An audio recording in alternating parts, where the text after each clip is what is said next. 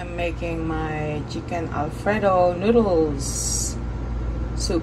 Ayan, with my leftover chickens doon sa aking pinapak na whole roast chicken kanina. Lechong manok.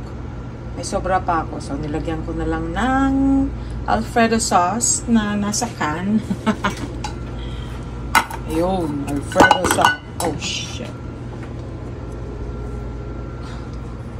Ayun, eto. Chicken Alfredo. Ayun, yan na lang ay nilagay ko. Para magkaroon ako ng noodle soup with chicken Alfredo sauce and veggies. Yep.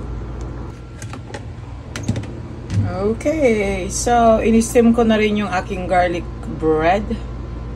So okay na yung aking Alfredo noodle chicken soup. Alright.